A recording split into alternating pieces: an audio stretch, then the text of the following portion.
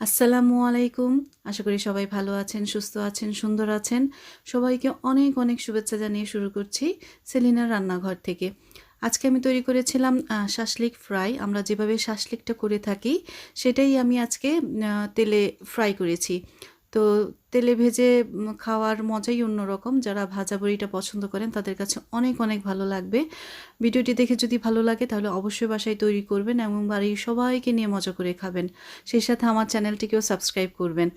তো চলুন দেখা যাক কিভাবে তৈরি করছি। এখানে আমি নিয়েছি চিকেনের ফিলেট। এখানে একটা পাশের ফিলেট পুরোটাই নিয়েছি ছোট ছোট পিস করে, খুব বেশি বড়ও না খুব বেশি মোটাও না। দিয়ে দিচ্ছি পরিমাণ মতো লবণ, আর দিয়ে দিব এখানে 1 টেবিল চামচের মতো সয়া সস। আর কোনো মশলা আমি এতে দেব না। এটাকে রেখে দিব মেখে, যতক্ষণ রাখা যায় কমপক্ষে 1 ঘন্টা। আর এদিকে আমি যেটা কোটিং করব চিকেনটার জন্য, সেখানে দিয়ে দিচ্ছি 2 টেবিল চামচ, আরও হাফ টেবিল চামচ 2.5 টেবিল চামচের প্লেন ফ্লাওয়ার, 1 টেবিল চামচের কর্নফ্লাওয়ার, পরিমাণ মতো লবণ, দিয়ে দিচ্ছি আদা গুঁড়ো হাফ টিস্পুন, রসুনের গুঁড়ো হাফ টিস্পুন, জিরা অল্প পরিমাণের, মরিচও প্রায় আধা চা চামচের মতো মরিচের গুঁড়ো, আর অল্প একটু গরম মশলা, হলুদ নামে মাত্র, দিলেও চলবে না দিলেও চলবে, যেহেতু এখানে আমি ফুড কালার অ্যাড করব তাই হলুদের তেমন একটা ইয়ে নেই, তারপরও আপনারা চাইলে দিতে পারেন। আর ফুড কালারটা আমি দিচ্ছি কালারের জন্য, এটাও আপনারা চাইলে অ্যাভয়েড করতে পারেন। দিয়ে দিচ্ছি পানি। পানি একটু একটু করে দিয়ে এই ডোটা আমি তৈরি করব, কারণ একসাথে দিয়ে গেলে কম বেশি হতে পারে, তাই অল্প অল্প করে দিয়ে আমি এটাকে মিক্সড করব। খুব ভালোভাবে এটাকে মিক্স করতে হবে যাতে কোনো দানা না থাকে, সেজন্য আমি অল্প অল্প পানি দিয়ে তারপরে এটাকে মিক্সড করে নিচ্ছি। তো হয়ে গিয়েছে আমার ডোটা। এর থিকনেসটা ঠিক এরকম থাকবে, খুব বেশি পাতলাও না খুব বেশি ঘনও না। তো এইভাবে তৈরি করে নিয়েছি। এখানে আপনাদের সব ধরনের মশলা আমি দিয়েছি।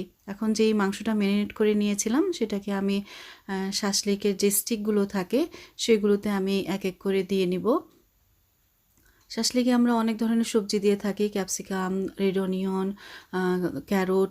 তো আমি যেহেতু এটা ফ্রাই করব তাই আমি দেইনি। আপনারা চাইলে এখানে অনিয়ন অথবা ক্যাপসিকাম দিয়ে নিতে পারেন, ফ্রাই হলে খেতে খারাপ লাগবে না। তো আমি এরকম এক এক করে স্টিকে নিয়ে নিচ্ছি। আর শাশলিকের স্টিকগুলো অনেক বড় থাকে, আমি এগুলোকে এই পরিমাণে কেটে নেব যাতে ফ্রাই প্যানে সুন্দর করে ফ্রাই করা যায়। তো এভাবে আমি একটা স্টিককে 3 ভাগ করেছি।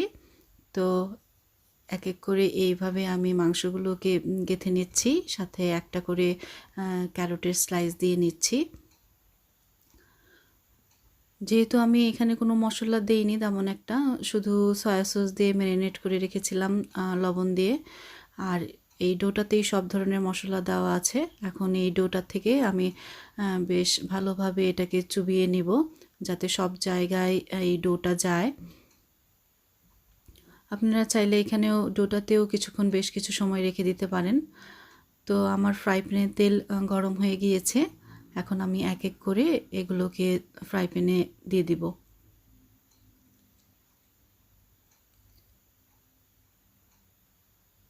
তো তেলটা গরম হয়ে গিয়েছে, আমি এক এক করে দিয়ে দিচ্ছি।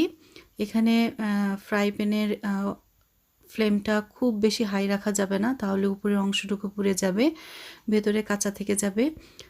তাই মিডিয়াম লোতে এটাকে ভাজতে হবে যাতে ভেতরের অংশটাও হয়। আর ম্যারিনেট করে যেহেতু রেখেছি সয়া সস দিয়ে, মাংসটা সফট হয়ে গিয়েছে। তো এইভাবে আমি এক এক করে ভেজে নিচ্ছি, উল্টে দিচ্ছি। তো এটা ভাজাটা সম্পূর্ণ আপনাদের উপরে, যে যতটুকু ক্রাঞ্চি পছন্দ করেন সেই পরিমাণে ভেজে নেবেন। তো এভাবে তৈরি করে নিয়েছিলাম আজকের শাশলিক ফ্রাই। আশা করি ভিডিওটি দেখে আপনাদের ভালো লাগবে, আর ভালো লাগলে অবশ্যই আমার চ্যানেলটিকে সাবস্ক্রাইব করবেন, ভিডিওটিতে লাইক দিবেন, ভিডিওটি সবাইকে শেয়ার করে দিবেন এবং প্রথম থেকে শেষ পর্যন্ত দেখবেন। তো ধন্যবাদ সবাইকে। যারা ভাজা পছন্দ করেন তারা অবশ্যই তৈরি করবেন, এটা পোলাও দিয়ে অথবা বিরিয়ানি দিয়ে, নর্মাল রাইস দিয়েও খেতে পারবেন। তো আজকে এখানেই শেষ করব। আল্লাহ হাফেজ।